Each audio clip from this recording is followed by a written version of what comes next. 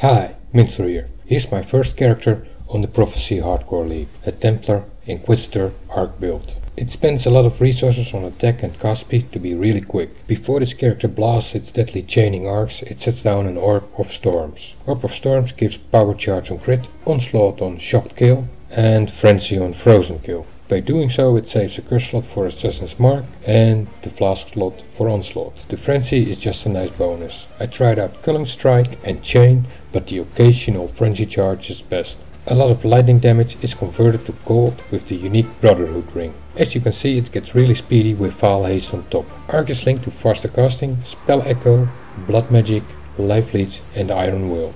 It all had to be done on a budget, and a 6-link Astral is cheap because of the divination cards. So I had to come up with a setup using a lot of red sockets. I found out I liked it.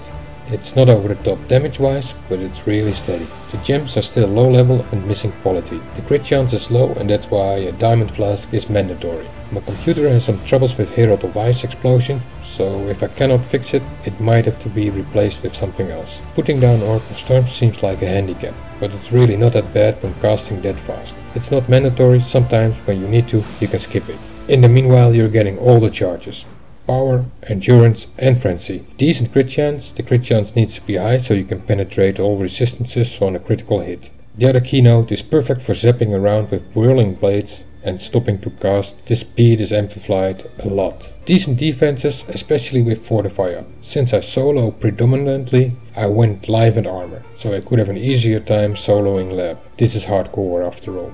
Orb of Storms can also be swapped with Herald of Thunder, so you can curse on hit bosses without ads. Armor is decent, non-granite will eventually be scaled up to roughly 10 to 12k. As always, resistances are nicely overcapped for the elemental weakness maps and curses.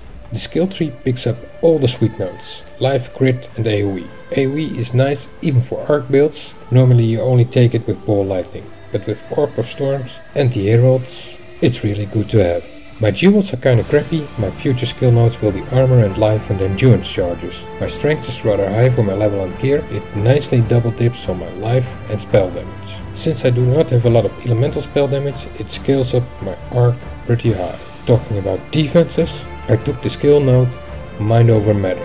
Since my gear sucks, I do not have a lot of mana, however, the 400 unresolved mana helps a lot. Since Warlock Marks provides mana leech, I leech 4% life in combination with the life leech gem and 2% mana. So I'm basically dual leeching my life and mana pool at the same time. Normally you don't see my mana move a lot, but when I meet elemental reflect rares, you get a better idea of the mechanic.